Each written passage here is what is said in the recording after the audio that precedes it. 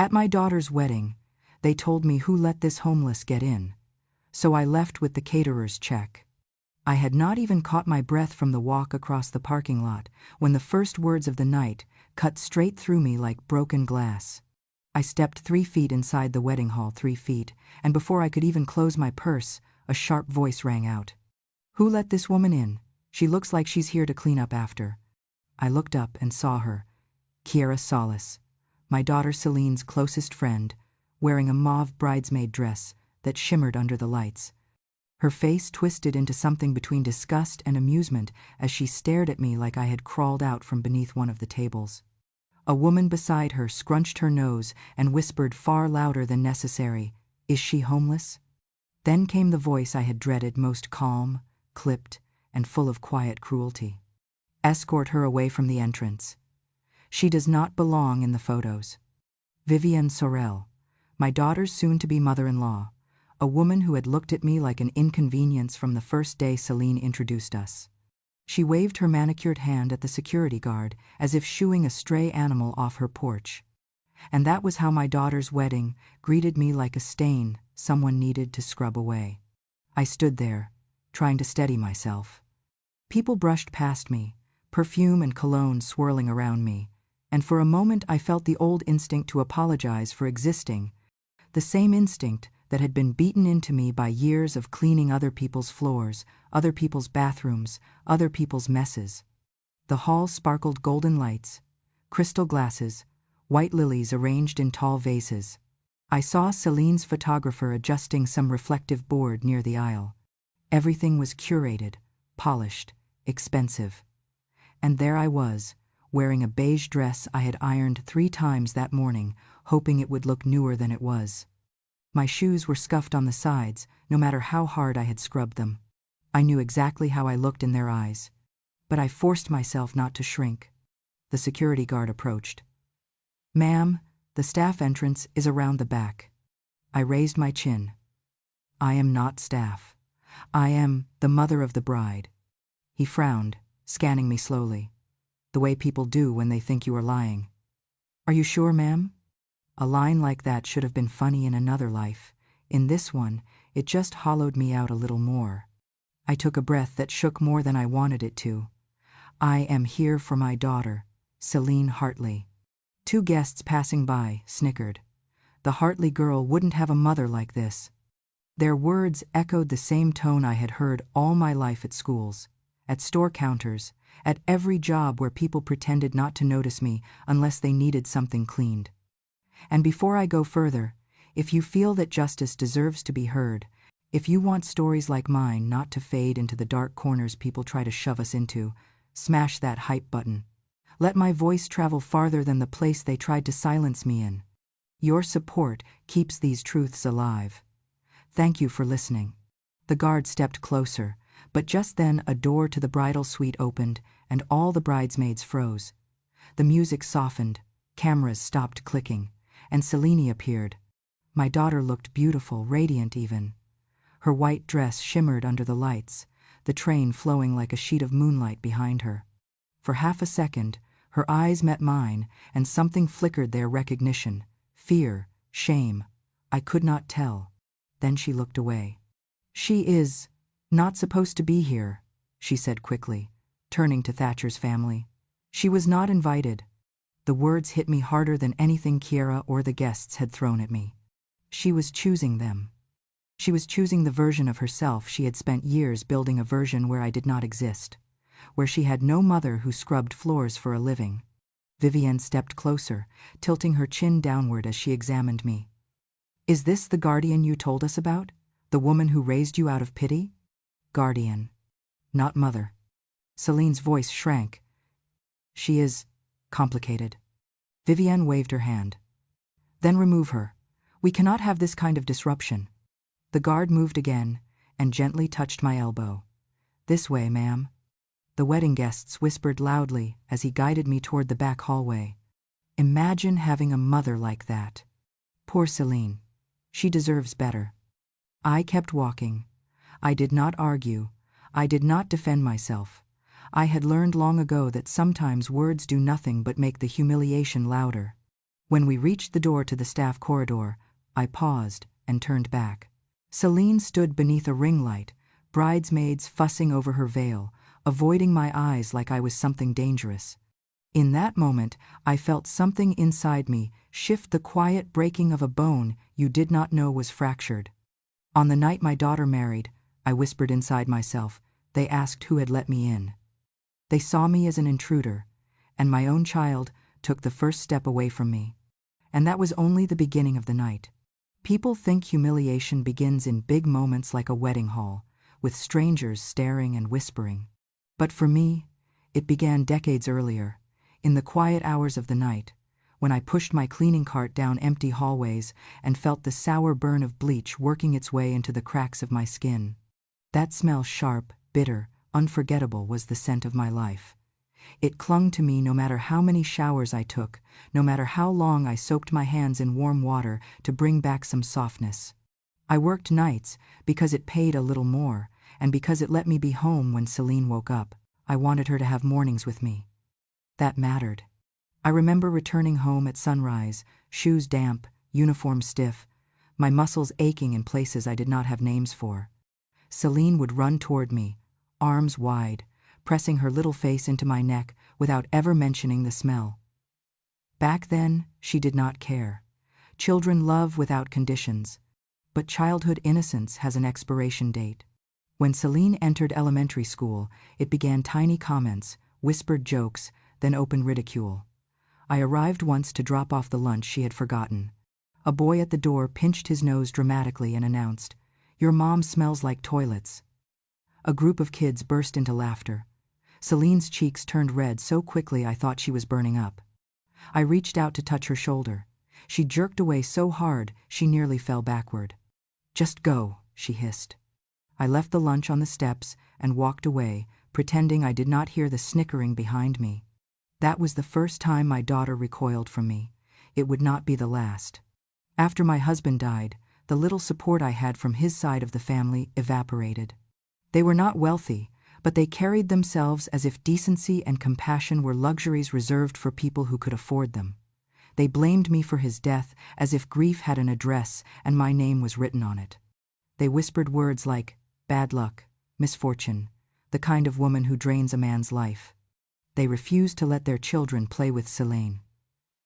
"Stay away from her mother," I overheard my sister-in-law say once. "She is poor and uneducated, and she drags bad energy with her."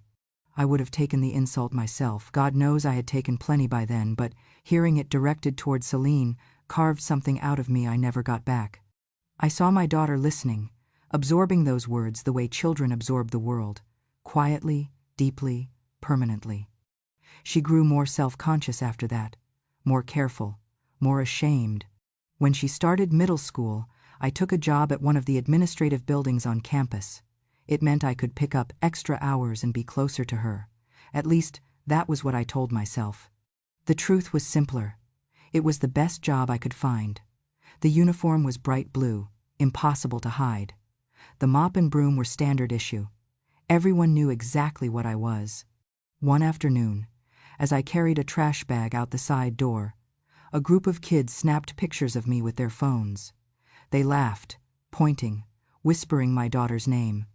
That night, a photo of me in my uniform circulated online with a caption that read, "Is this Celine's mom? Gross." It spread faster than colds in winter. The following morning, Celine stormed up to me before class even started. Her eyes were full of anger. I did not yet understand. "Why do you always show up?" she shouted. "You ruin everything." Everything? Me? I could not even manage a reply. My throat closed up behind my ribs like someone had reached inside and twisted it. I wanted to tell her I worked there for her, that everything I did was for her, that every hour on my feet, every cleaning fluid stain on my clothes, every calloused fingerprint on my hands, all of it was for her.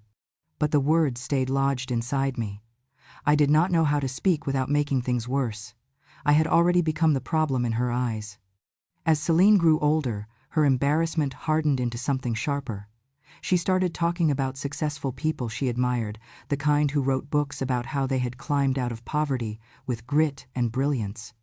She quoted them with a religious fervor. "You do not stay stuck," she would say, flipping through those glossy pages. "You rise." But when she looked at me, I saw the truth in her eyes. She believed I had failed that rise. I had stayed stuck. I had become an example of what not to be. She did not say it at first. Shame rarely announces itself. It seeps through silence.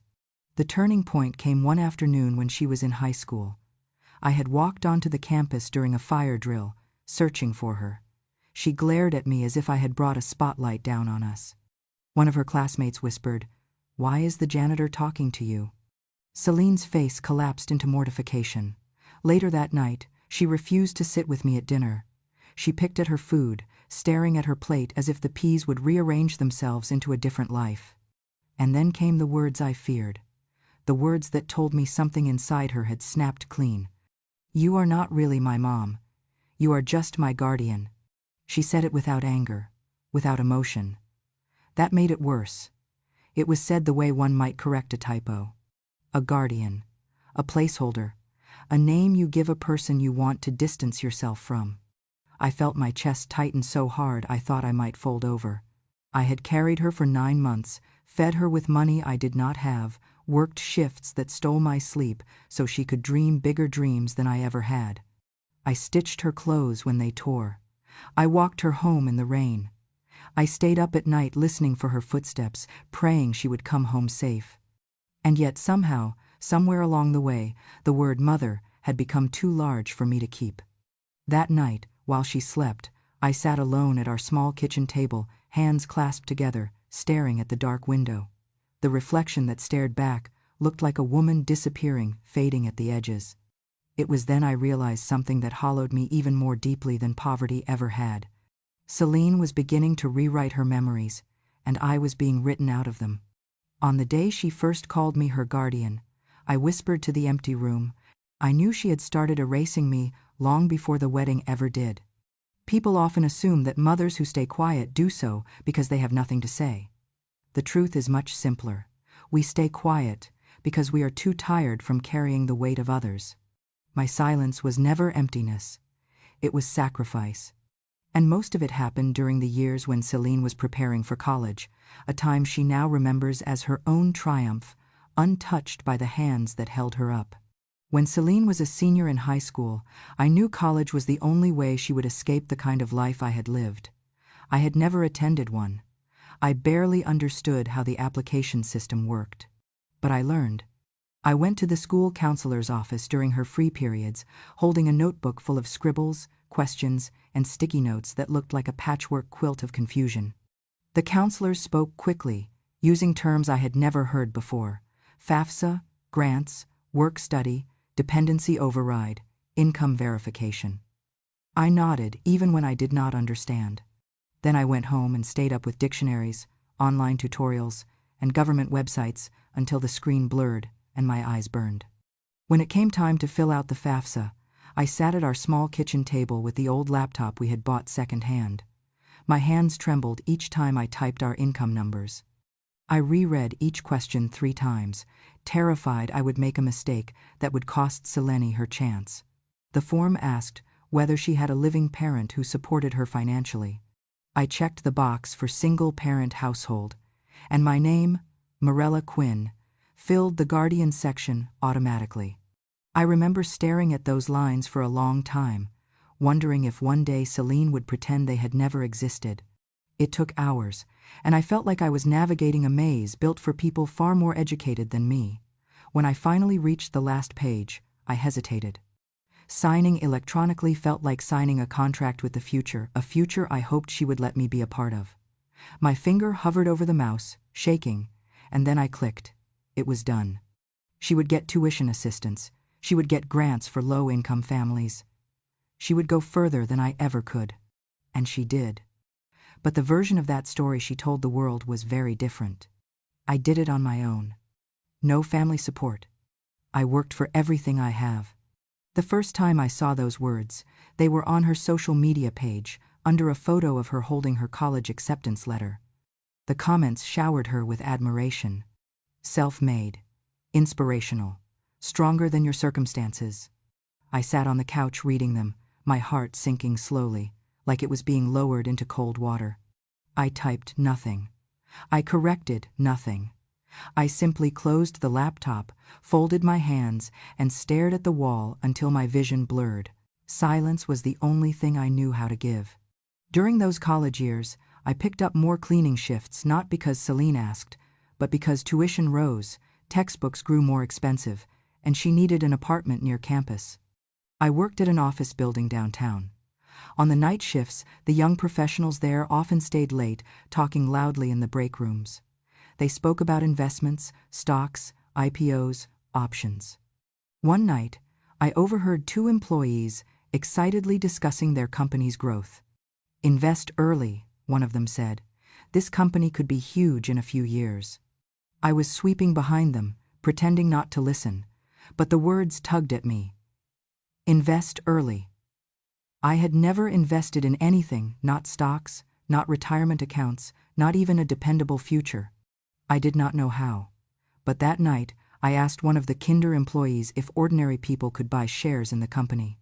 He blinked, surprised, but he explained it slowly, patiently. I wrote the instructions on a napkin I kept in my apron pocket. It took weeks of saving, but eventually I bought a very small amount of stock. It was nothing to wealthy people. But to me, it was all the courage I had.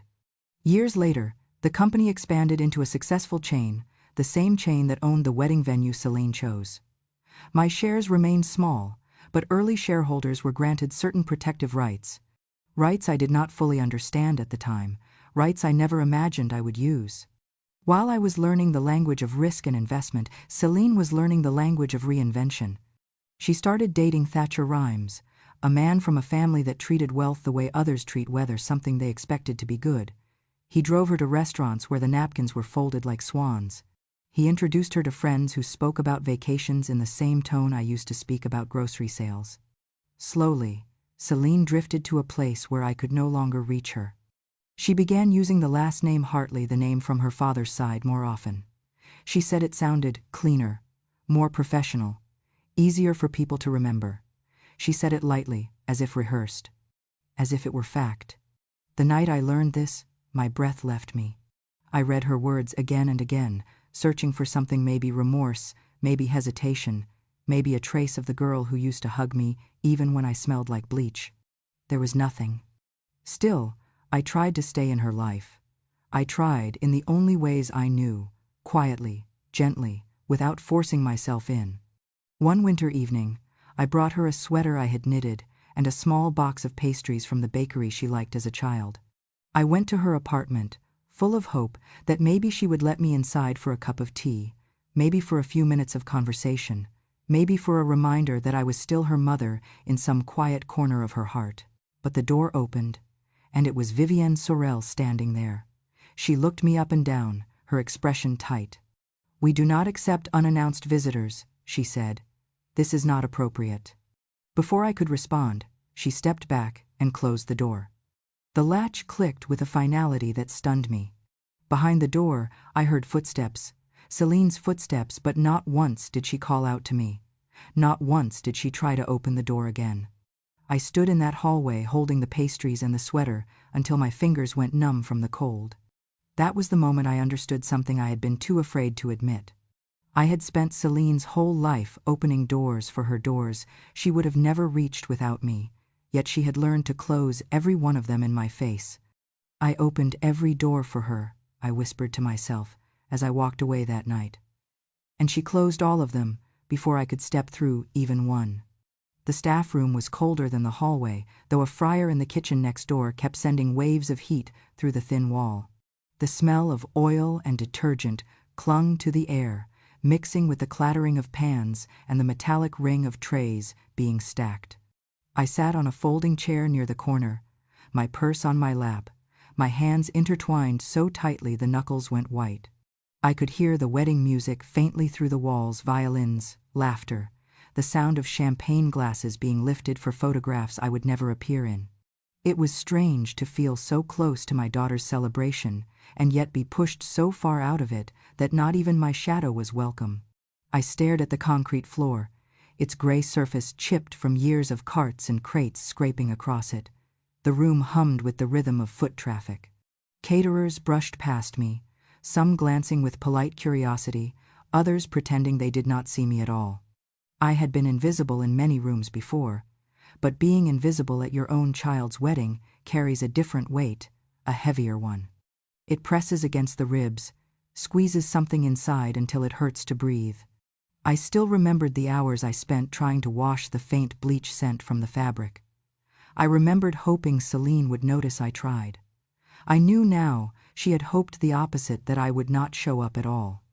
The door swung open suddenly. Vivienne Sorel stepped in first, spotless in her ivory blazer, her pearls gleaming like small, cold teeth. She glanced at me as if I were a misplaced object someone needed to tuck away. "This room is for employees," she said flatly, "not guests." I should have said I was a guest. I should have said I was the mother of the bride, but my voice caught in my throat. I had said it once already that night and been treated like a liar. Repeating it felt like begging for humiliation.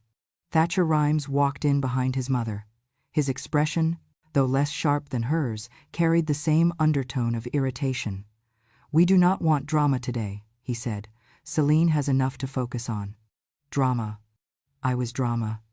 To them, my presence was not a mother attending her daughter's life milestone. To them, I was an inconvenience, something messy and embarrassing, something that did not match the story they wanted to tell the world. Before I could gather myself, Selene walked through the doorway. Her dress shimmered even in the dim, fluorescent light layers of satin and lace flowing from her waist like a river. Her veil cascaded down her back, and the makeup artist had painted her face with soft tones that made her look almost porcelain. For a moment, I forgot every painful thing that had happened. Instinct took over. The instinct only mothers understand, the one that survives humiliation and heartbreak and long nights of doubt. I stood up. My voice cracked, but I managed a smile. "You look beautiful, baby." Time froze for one heartbeat. Her eyes flickered recognition, guilt, and something else that vanished too quickly to name. Then her expression hardened into a surface smooth enough to reflect the people around her. "You were not invited, Morella." Morella. Not mom. Not even mother. My name, thrown at me like a soft slap. I felt something inside me slip, a small thread coming undone from a seam that had held me together for years. I swallowed the hurt, but it did not sink. It stayed lodged in my chest, sharp and unavoidable. Vivienne's eyes darted to her son, then back to Celine. They were waiting to see whether she would maintain the image she had built for herself, the well-curated daughter of a respectable family, the woman whose parents were conveniently gone so her CV would appear clean, her backstory inspiring, her presence untainted by my kind of life. Celine lowered her voice, leaning toward her mother-in-law. "I wish she never existed." I was not supposed to hear it, but I did. Every word, every syllable. And hearing it felt like the ground cracked beneath me. My daughter's voice, my child whom I carried for 9 months, whom I fed with money I did not have, whom I protected with bruised palms and sleepless nights, wished I had never existed. I kept my face still, because breaking in front of them would have given them another thing to call pathetic. But inside, something tore.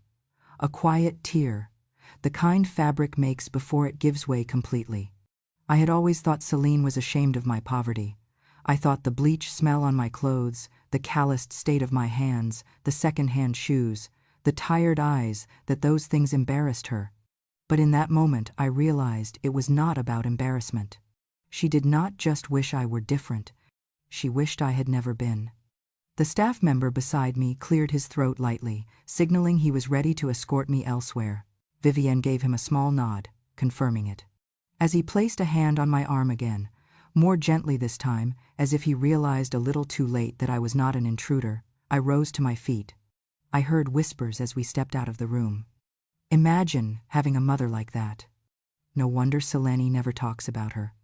She deserved better parents.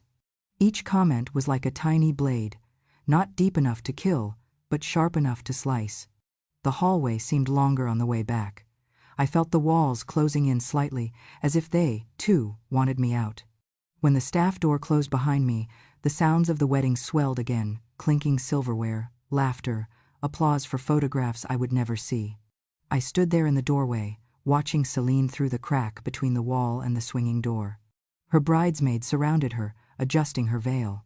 A photographer lifted her chin slightly, asking her to tilt her face toward the chandelier. She looked like she belonged in every corner of that room. She looked like the kind of woman who had everything she ever dreamed of, as long as she pretended the woman who raised her was dead. She never once looked toward the door. That was when I felt a presence beside me. I looked up to see a young woman, perhaps in her early 20s, holding out a plastic cup of water. Her name tag read Piper Wynn. Her eyes were gentle in a way I had not seen all evening. "Are you okay, ma'am?" she asked softly. The question was simple, but it cut straight through my chest. No one had asked me that in years, not without judgment behind the words. Her voice had no judgment at all. I took the cup, my hand brushing hers, and answered honestly. "I have been okay for 68 years, I said, hearing my own bitterness for the first time. "That is the problem." Piper sat down on the chair beside me without hesitation. It startled me, a stranger choosing to sit next to someone who, minutes earlier, had been treated like dirt under expensive shoes. She looked at the wedding bouquet pinned to my dress. "Are you family?" I stared at the floor before forcing myself to say it out loud. "I am the bride's mother." Her eyes widened. "You? But they said you—" "I know what they said," I cut in gently. "I heard it all." Piper's face twisted with anger, not at me, but for me. A stranger was angrier on my behalf than my own daughter. That alone felt like a revelation. "Do you need help, ma'am?" she asked. "Yes," I said, standing slowly. "Could you call your manager, please?" She nodded immediately and hurried away. My pulse thudded in my ears. I had not asked for anything, not respect, not space, not acknowledgement in years. But tonight something in me had cracked open. Something that refused to shrink back into silence. Minutes later, Damien Rook stepped into the room. The venue manager, tall, stiff, shoulders squared like he had swallowed a rulebook for breakfast. His tone was clipped, professional, distant. "Is there a problem, ma'am?" he asked, clearly expecting a complaint about the temperature or food. "Yes," I said. My voice did not shake. "There is a problem with the contract." His eyebrows rose a fraction. "The contract?" He sounded impatient, as if this were an inconvenience. I reached into my purse and pulled out a worn manila envelope, edges softened by time and handling. I handed it to him. "This is the original deposit agreement, signed by me." Damien scanned the papers lazily at first. Then his eyes sharpened, his posture stiffened. He went silent, his expression tightened. He swallowed. "I need to call someone." When he hurried out of the room, Piper looked at me nervously. "Is everything okay, ma'am?" "The truth," I said, feeling a strange calm settle over me. And the truth tends to scare people who have been lying. Within minutes, the door opened again and a different man stepped inside. He was older, silver-haired, wearing a dark suit that fit too naturally to be rented. His presence quieted the room instantly. His name tag read Harlan Dray. He extended his hand to me with unexpected warmth. "Miss Quinn," he said, "my staff tells me we have something to discuss." No one had called me Miss Quinn with respect in years. I felt myself straighten a little. Harlan opened the envelope, reviewing the documents with the practiced eye of someone who had spent decades unpicking corporate knots. He tapped his finger on the first page. "This is your signature." "Yes." "And you paid the initial deposit?" "Yes." He nodded, cross-checked the venue's digital contract, then paused, frowning deeply. He read something again, slower. Then he looked up. "Miss Quinn, according to the updated paperwork filed by the Rhymes family, the bride's mother is listed as deceased." The word landed like ice on my skin. Deceased. Dead. Erased. "That line is the justification for a 30% compassion discount," he continued, his voice tight with discomfort. "But it is fraudulent. This is a serious contract violation." I did not react outwardly. I felt everything inside me grow terribly still. Vivian Sorrell had not simply pushed me aside tonight. She had buried me on paper long before I arrived. Harlan set the documents down carefully, as if handling evidence from a crime scene. "Miss Quinn, there is something else." He clicked into a protected area of the venue system. "Our records show you are also an early shareholder of this chain." My breath caught. I had forgotten, or perhaps convinced myself it was too small to matter. But Harlan explained, "Early shareholders have authority to block or terminate any event involving fraudulent activity, misconduct, or reputation risk." Which, he looked at me steadily. "This situation clearly qualifies as—" I felt heat rise in my chest, not anger, power. A power I had not felt in decades, not since before my husband died, not since before poverty taught me to shrink. "What are my options?" I asked quietly. Harlan listed them without hesitation. "You may cancel the event immediately. You may levy penalties. You may report the Rhymes family for attempting to manipulate company policy, which could place them on our permanent blacklist." He paused, then added, "You have full authority to decide what happens next." At that moment, a microphone crackled through the air vent. The wedding music dipped, and I heard Celine's voice clear, bright, polished for her audience. "My parents died when I was young," she said sweetly, "but I am surrounded by love tonight." The lie echoed through the metal duct like a bell. My fingers tightened around the chair. The air felt thin. I had known she told that story, but hearing it at her wedding, with her mother sitting alive and humiliated in a staff room that was different, that was final. I looked back at Harlan. "Terminate the event," I said. My voice did not shake. It did not crack. It carried the weight of every night I had worked, every insult I had taken, every door that had closed in my face. Harlan nodded once. Not in shock, not in hesitation, but in respect. "As you wish, Miss Quinn." Piper stared at me, wide-eyed, breath catching in her throat. You are really doing this?" "For the first time in my life," I said, "I am standing on my own side."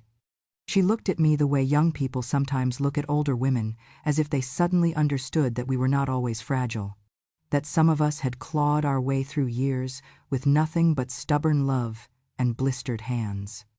I stood up, smoothing my dress, feeling something settle inside me, something solid and long overdue. For 68 years, I had swallowed every insult, every slight, every quiet erasure. Tonight, I finally chose to swallow none. And for the first time, the weight in my chest did not come from pain. It came from rising. I was still in the staff hallway when it happened, the first sign that something in the building had shifted because of me. The music stuttered mid-melody, cutting off as if someone had yanked the cord from the speakers. A second later, the lights flickered once, twice, then went black across the entire hall. A wave of gasps rippled through the guests, followed by nervous laughter, clinking glasses, hitting tables, heels scraping the floor. Then the panic rose. "What's going on? Is this part of the program? Someone fix the lights, my God, I cannot see anything." I stepped out of the hallway just enough to hear the commotion clearly. Emergency lights hummed on in thin red bars near the exits, casting the room in a dim glow that made everyone look like they were underwater. Then I heard Thatcher Rhymes. "This is unacceptable," he thundered, his voice breaking through the murmur like a storm cracking open. Vivienne was right behind him, her tone sharper than broken crystal. "Fix this now. Do you understand me? Now." I almost smiled. Not out of cruelty, out of recognition. These were people who had never been powerless a single day in their lives. Darkness was an insult to them, a disruption they could not control. And for the first time, I watched them be forced to sit inside it. Moments later, Harlan Dray stepped into the center of the hall, carrying a small flashlight that illuminated only his face and the folder in his hand. He did not raise his voice. He simply spoke with the authority of someone who had nothing to fear. "Ladies and gentlemen," he began, "the primary client is terminating the event." The room froze. Thatcher barked, "Primary client? That is us. This is our wedding." Harlan shook his head calmly. "No, it is not." He turned the flashlight slowly, letting the beam fall on me at the edge of the room. The primary client is her. 100 faces swung toward me. Shock, confusion, disbelief. Some recognized me as the woman they assumed was homeless earlier. Others stared without recognition at all, because they had never bothered to look at me long enough to remember.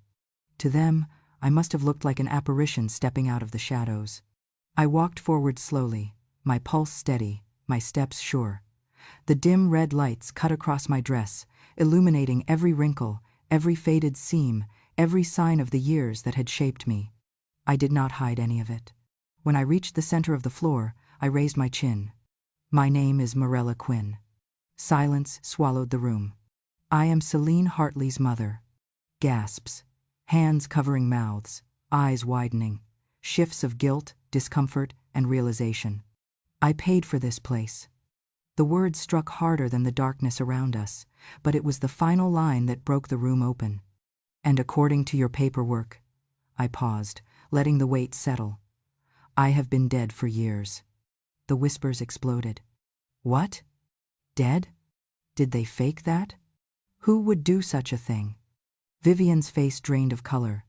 Thatcher's jaw clenched so tight I thought it would crack. Celine looked as if someone had punched the breath out of her. I turned toward her. You erased me, I said softly but clearly. You erased me on paper to save money.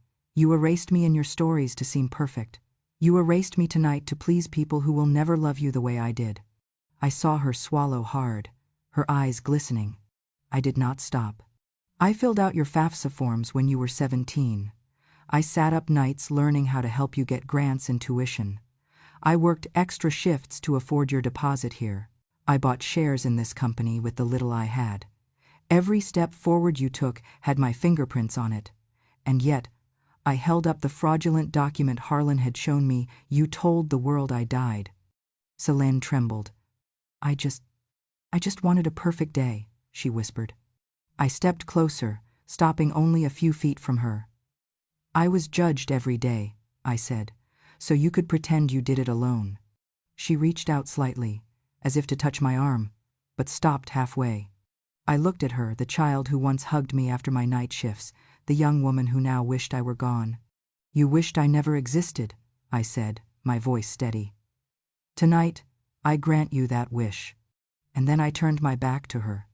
I walked toward the exit, heels clicking softly against the polished floor, each step cutting through the stunned silence.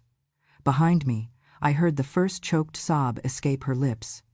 Then, Mom, please wait. Her voice cracked. I did not look back. The doors closed behind me with a soft thud, sealing the night and our relationship exactly where it belonged. The morning after the wedding, I woke up before dawn, the sky still a heavy shade of blue. My body felt sore, as if I had been carrying a weight for decades and finally set it down. I made myself a cup of instant coffee and sat on the edge of my bed, half expecting the world to still be sleeping. But it was not. By sunrise, my phone was vibrating itself across the table.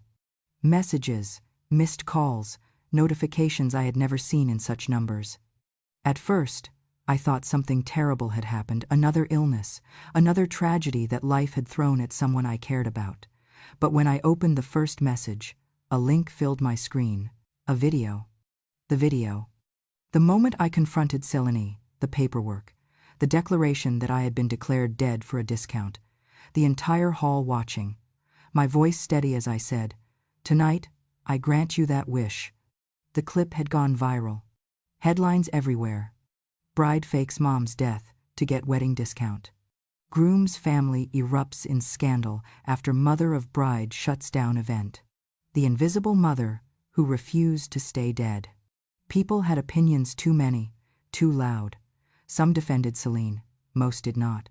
The comment sections were filled with mothers who had scrubbed toilets, worked double shifts, carried families on their backs, women who recognized my hands as their own. Then came the fallout for the Rhymes family. Their business, an investment firm Thatcher's father had built over 20 years, started bleeding clients in a matter of hours.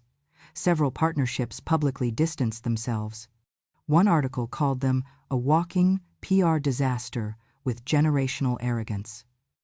Reporters dug into their past, uncovering patterns of entitlement, that had never seen daylight before. And Vivienne Sorel, the internet christened her with a title that spread like wildfire: Monster in Law. Her flawless image cracked under the weight of her own words from the wedding, replayed in clips online. She doesn't belong in the photos. Celine did not escape the wave either. Her job in public relations ironically terminated her contract for ethical concerns. Thatcher left her within a week, issuing a statement so cold it made headlines on its own. I was unaware of my wife's deception. I cannot stay in a marriage built on dishonor. Friends stopped returning her calls. People whispered behind her as she walked down the street.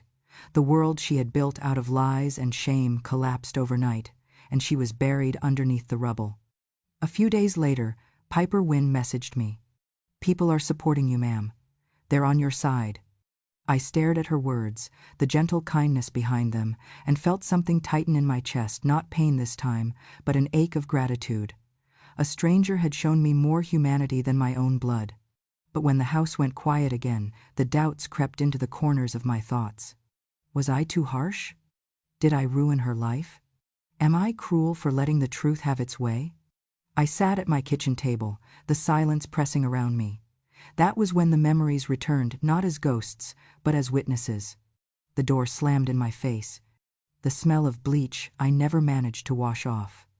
The FAFSA forms covered in my trembling handwriting. The post where she pretended she had no family. The winter night when she hid behind Vivienne's voice. And then, the cruelest one of all. I wish she never existed. I closed my eyes and exhaled slowly. If I saved her now? If I protected her from the consequences of her own actions? Then I would be exactly what the paperwork said. Dead. Gone. A name she could use when convenient, bury when not. No, I whispered. If she wants a life without me, then she must live in the truth of that choice. I stood from the table, my spine straighter than it had been in years. It is not God punishing them, I said quietly to the empty room. It is their own words coming back home. And for the first time in a long time, the silence felt like mine. A week after the wedding, I walked into a small law office on the east side of town. The carpets were worn, the lighting dim, the air faintly smelling of old paper. It felt honest, real. Nothing like the sparkling lie I had walked through at Celine's venue. I placed a folder on the attorney's desk, every document I owned. My shareholder's certificate, my savings account records, the deed to my small house, insurance papers. Everything I had scraped together through a lifetime of work. "I want to write a will," I said. The attorney nodded and began asking questions. Those cold, practical things the world forces us to decide when we are finally ready to stop pretending life is endless. When he asked about beneficiaries, I answered without hesitation. "My assets go to a fund for women who clean for a living," I said. "Custodians, widows, single mothers, women like I used to be." "And your daughter?" he asked gently. "She will receive nothing." He paused, pen hovering. "Are you sure?" "Yes," I said. "For the first time in my life, I am sure." When I returned home, I sat at my dining table with a blank sheet of paper. I stared at it a long time before the words came. My letter to Celine. I wrote about the nights I came home from cleaning bathrooms, but still cooked dinner so she would not sleep hungry. I wrote about the FAFSA forms, how my hands shook but I filled every line so she could have a future. I wrote about the winter night when I brought her pastries and a sweater, and the door closed before I could speak. I wrote about the way she buried me on paper to look more polished. And I wrote about the moment she whispered, "I wish she never existed." Then I wrote the part that hurt the most. "Being your mother was the greatest honor of my life. But to you, it seems I was only a stain you wanted to scrub away." I did not cry writing it. I thought I would. But the tears had been spent long ago, in hallways and bathrooms and empty bedrooms no one saw. Yet, I did not shut the door completely. At the bottom of the letter I wrote, "If one day you wish to return not for money, not for image, but for truth, the house at the end of Maple Street will open for you. It is small, and it smells like coffee and old wood and a lifetime of trying. but it will open if you knock with honesty. I folded the letter, sealed it, and placed it in the envelope marked with her name. Whether she ever opened it was no longer something I needed to worry about. That evening, I sat on my front porch, the wooden boards warm beneath me. The sky was turning gold, the kind of soft amber that makes everything look gentle, even memories. In my hand was an old photograph, Celine, on her high school prom night, hugging me tightly, pride glowing on her face. The last time she held me without shame. The wind rustled the leaves, brushing against my shoulder like a hand. "Tonight they called me an intruder," I whispered. I closed my eyes, feeling the weight lift. I only did one thing. I breathed in the cool evening air. I stepped out of her story. I exhaled. And for the first time, I stepped into my own. Thank you, my dear ones, for sitting with me through this story. Some truths weigh heavy, but sharing them makes the burden a little lighter, and maybe, just maybe, helps someone out there feel seen, understood, or a little less alone.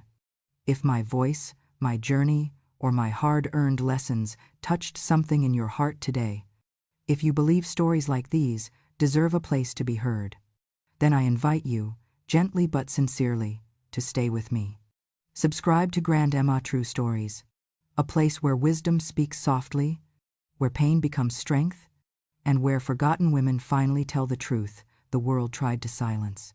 Thank you for listening, sweetheart. Until the next story, stay kind, stay brave, and take good care of your heart.